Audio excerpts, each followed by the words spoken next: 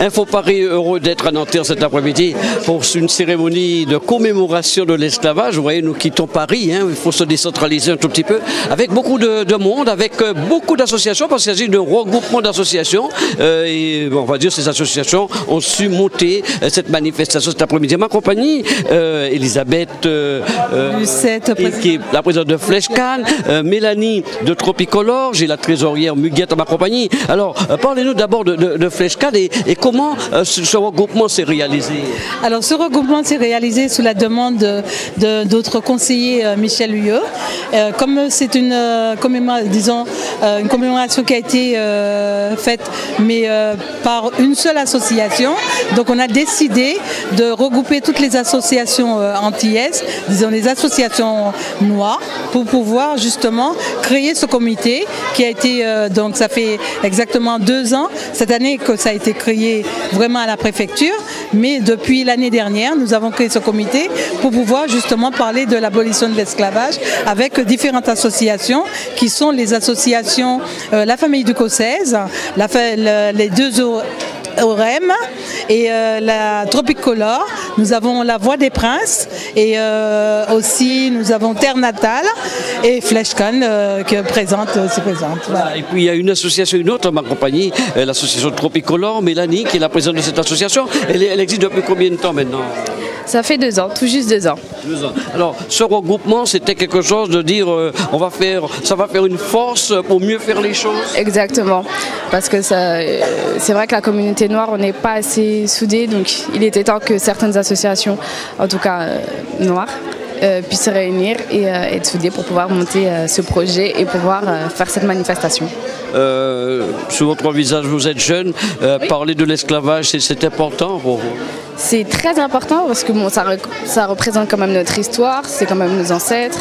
Et puis aussi, c'est toute notre histoire, c'est notre culture. Donc c'est important que nous, jeunes, en tant que jeunes, puissions savoir ce qui s'est passé à l'époque au temps de l'esclavage et que nous puissions défendre alors, de nos ancêtres. Muguette qui est la trésorière, alors cette association fonctionne bien. Et puis, il y a une bonne entente entre associations ici à Nanterre?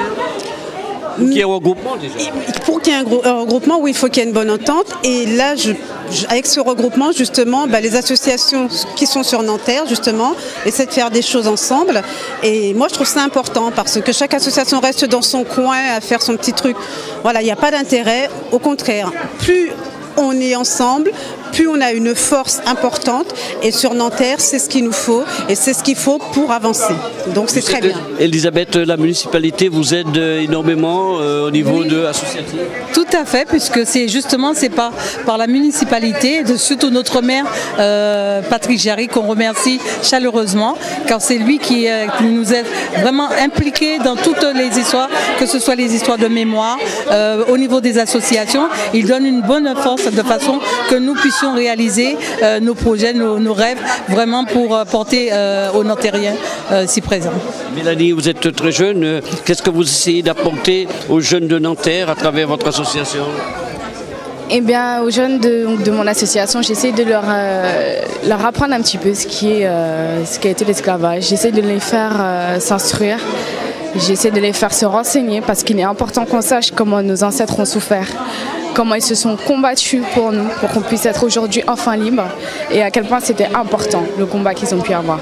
Donc pour moi, c'est très important que mon association Tropicolor, en tout cas, que les jeunes de l'association puissent être au courant, puissent participer à ce projet et défendre la mémoire de nos ancêtres et notre couleur qui est avant tout noire et qui a une très belle couleur.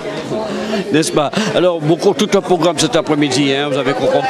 En 2 mots, qu'est-ce qui va se passer? Alors, tout ce qui va se passer, c'est qu'actuellement, nous avons l'historien Paul-Émile, c'est un historien haïtien, qui justement est en train de parler sur la vie de Toussaint Louverture et qui sera suivi justement d'une pièce de théâtre organisée par Alain Surena et ainsi que Alain Danton.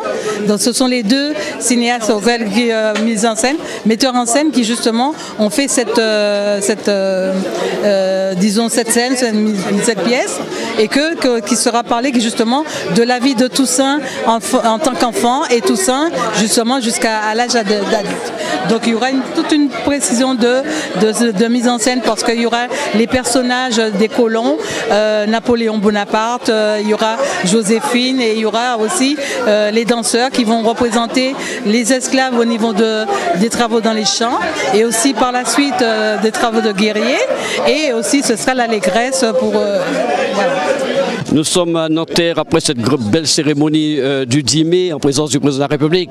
Alors ce 10 mai c'est un mois important pour notre histoire. Est-ce que vous avez l'impression qu'aujourd'hui en tant que ministre, ce mois est pris en considération et bien utilisé par les associations qui multiplient les manifestations? Mais voilà une preuve vivante, le maire de Nanterre, M. Jarry, qui au-delà de la date du 10 mai invite des éminences ministérielles à venir avec lui célébrer cette date-là qui est une date nationale du souvenir et de commémoration. Si tous les édiles faisaient ça, je peux vous dire que cette prise de conscience se ferait de mieux en mieux. Et c'est ce qu'il faut souhaiter. Il faut souhaiter voir modifier autant que cela est possible les programmes et les contenus pédagogiques des programmes scolaires. C'est ce qui était prévu. Au lieu de demander à avoir de l'argent, et Césaire le disait, franchement, c'est pas une somme d'argent qui va faire que nous nous acquitterions de cette dette morale-là. Eh bien, peut-être de célébrer, de commémorer et de transmettre cette mémoire-là en y tirant des leçons pour lutter contre l'infamie, contre l'ignominie, contre les crimes, contre l'humanité. Eh bien, peut-être que nous progresserions un peu plus. Eh bien, c'est ce qu'a fait le maire de Nanterre. C'est pourquoi je me suis prêté très volontiers. Et vous serez présent, je crois savoir, le 23 mai également. Mais je serai là. Absolument. Cette fois-ci, bon, c'est un peu compliqué pour nos compatriotes de métropole. Ça, c'est maintenant les descendants, les victimes de l'esclavage. Parce qu'ils avaient l'impression qu'on ne commémorait que les abolitionnistes. Schellcher et les autres, Mirabeau, l'abbé Grégoire, la Société des Amis des Noirs de l'époque dans l'histoire de France. Et que les esclaves qui s'étaient aussi battus, et Toussaint Louverture en est un exemple emblématique. C'est la raison pour laquelle ici à Nanterre, consacrer cette célébration à la figure qu'est Toussaint Louverture. Toussaint Louverture, c'est pas simplement un noir enfermé dans sa couleur et qui aurait travaillé uniquement pour Haïti. Il a travaillé pour l'humanité. Et d'ailleurs, Delgrès le disait dans sa proclamation, travailler pour l'humanité. Dire que la déclaration des droits de l'homme, qui était française à l'époque, devait être universelle et que cette déclaration, nous naissons et demeurons libres et égaux en droit. Eh bien, c'était pas simplement pour les Blancs et les Européens, ça pourrait être pour l'univers entier, pour employer le mot de Delgrès. Eh bien, c'est une très belle leçon que la liberté, eh bien, est une chose également partagée dans le monde. Et quelles que soient les assignations qu'on veut faire, vous enfermer dans votre couleur ou dans vos origines, eh bien, cette idée française, européenne, mais aussi, elle était anglaise déjà à l'époque, la Magna Carta, et c'est très vieux, eh bien, a pu prospérer sous les tropiques. Et qu'elle continue d'ailleurs sous d'autres formes. Et c'est très bien.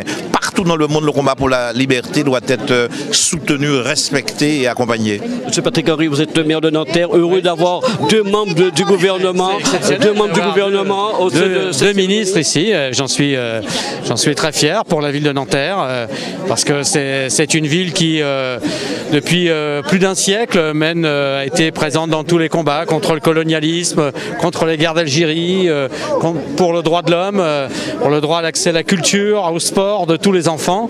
Et je suis vraiment content que leur présence ici, au-delà de ce moment, honore ces populations, cette ville. Nous, on est une terre de migrants, on est une ville fabriquée par les migrants.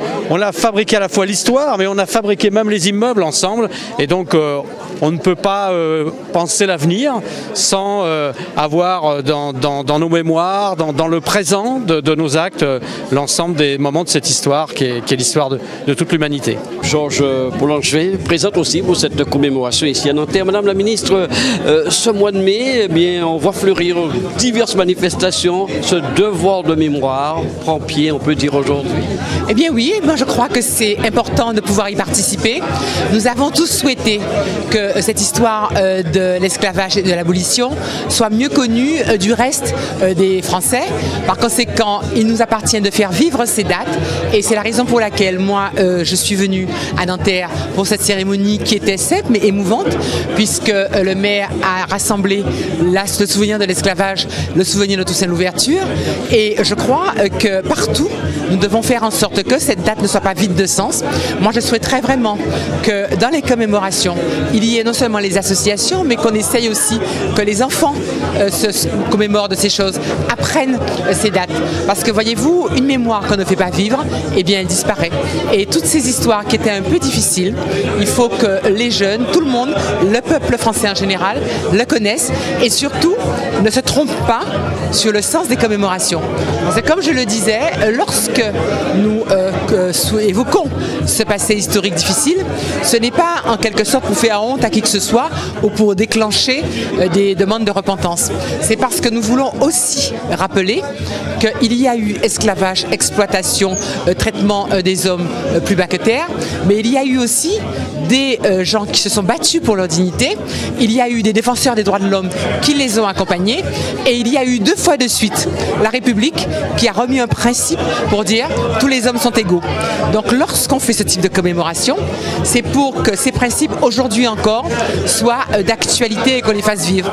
Et que devant des situations de racisme ou de discrimination, on rappelle toujours que le principe de la République c'est l'égalité et que lorsque nous réclamons d'être totalement respectés, d'avoir accès à toutes les fonctions, à toutes les responsabilités, eh bien nous faisons vivre aussi les principes de ce pays auquel nous croyons. José Alté, le directeur de cabinet de la déléguée interministérielle pour l'égalité des chances des Français d'Outre-mer, Sophie Liséon, qui la remplace cet après-midi pour cette grande cérémonie de commémoration sur l'esclavage ici à Nanterre. Alors, 2 mots sur le discours d'abord du ministre, Madame Langevin, des moments intenses, Monsieur Alté. Oui, absolument. Alors, je suis très content d'être là pour remplacer la déléguée interministérielle, puisque je représente l'État. Ceci dit, l'approche de Georges ou de Victorin Lurel, le ministre des Outre-mer, a été un discours de profondeur, c'est-à-dire rappeler l'histoire dans sa dimension pleine, l'être humain, sa situation à cette époque-là. Et j'ai pu comprendre et j'ai pu retrouver aussi le discours qu'a tenu le président de la République, puisque nous étions aussi au Sénat, dans les jardins de Luxembourg, cette dimension historique et rappeler la situation de l'être humain à cette époque-là de l'histoire. Alors c'est vrai que ce 10 mai proclamé par Jacques Chirac a pris aujourd'hui une certaine dimension dans l'Hexagone, y compris outre-mer, même avec des dates importantes où on voit fleurir des manifestations totalement intéressantes, pas improvisées. C'est vrai que peut-être juste après ce 10 mai, il y a eu un petit peu d'improvisation. Maintenant, ce sont des manifestations très structurées sur cette commémoration. Absolument, et c'est surprenant parce que nous aussi, la délégation, nous sommes sur des manifestations. Récemment à Vigneux, j'y étais, à Savigny-le-Temple. Et là, comme vous le disiez assez bien, ces manifestations, c'est pas de l'improvisation. Ce sont des manifestations structurées, donnant une dimension intellectuelle, mais aussi historique à la manifestation. Et ça, de plus en plus, ça s'instaure, pas seulement en région parisienne, y compris dans le pays, dans son entité entière. Et ça, c'est bien, ça rappelle que nous sommes la mémoire de l'histoire et nous devrions continuer à faire perdurer cette mémoire. Et Livia Assor, présidente du collectif des associations de devoir de mémoire. Alors, madame, comment a été constitué ce collectif Il a été constitué récemment, il y a une année maintenant. Il est composé des différentes associations qui, en fait, œuvraient déjà à la manifestation de la commémoration de l'abolition de l'esclavage.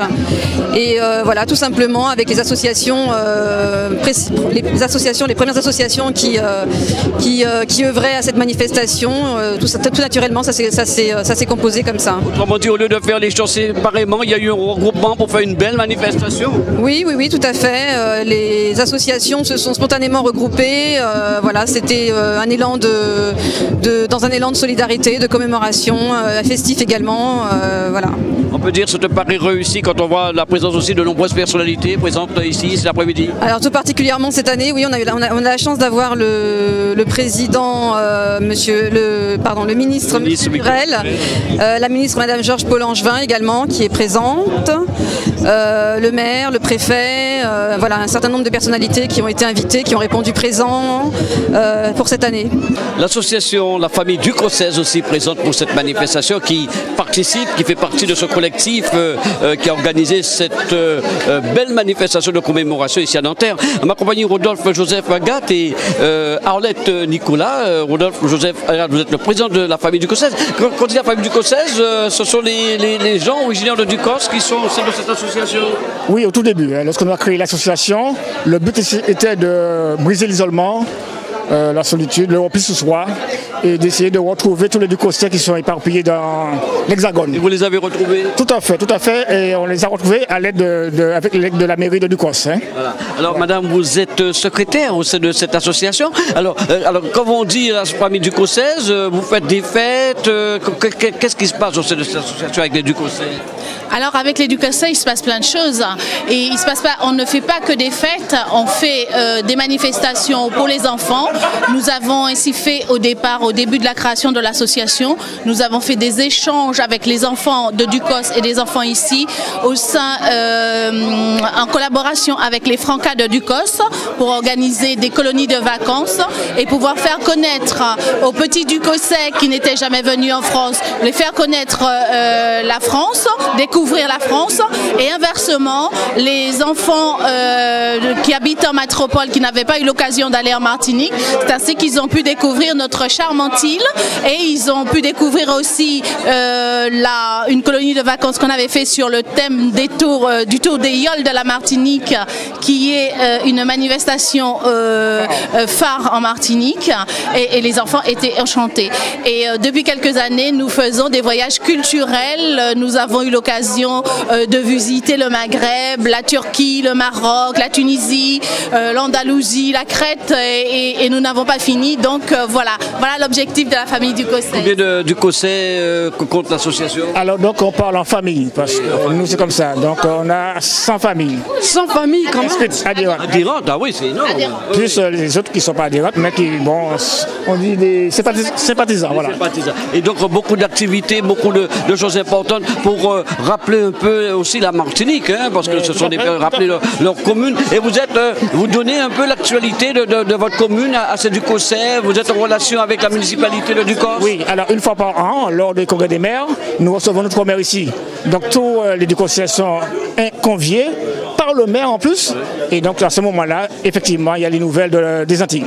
Et de Ducos particulièrement. Voilà, c'est important quand même. Nous allons, si vous me le permettez, nous allons profiter justement pour lancer un appel aux Ducossais qui ne nous connaissent pas et leur dire qu'effectivement nous sommes une association, La Famille Ducossaize a été créée depuis plus de 10 ans maintenant, et s'ils ne nous connaissent pas, nous les invitons à venir vers nous, à retrouver nos coordonnées sur Internet et à venir vers nous pour connaître l'association.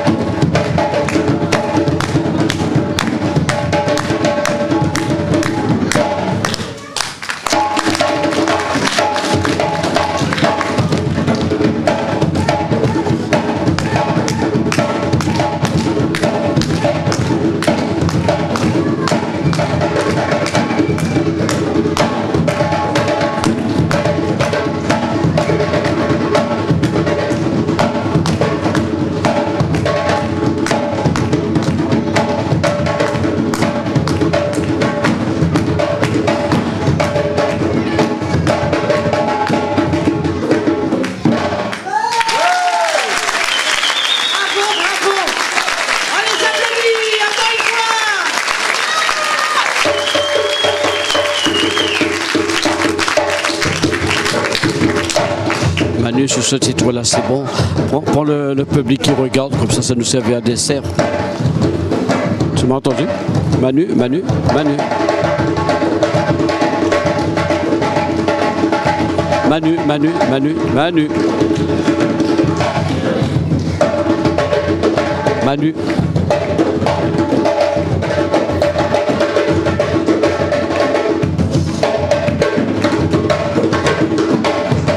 Manu, Manu.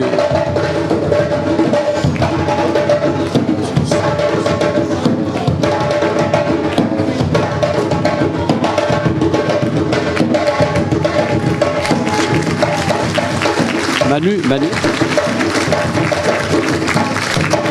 Manu, Manu, Manu, Manu, Manu, Manu.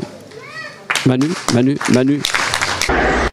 Attention, désormais, pour tous les originaires d'outre-mer qui viennent à Paris, Dole Team Prestige s'occupe de tout, transport et hébergement.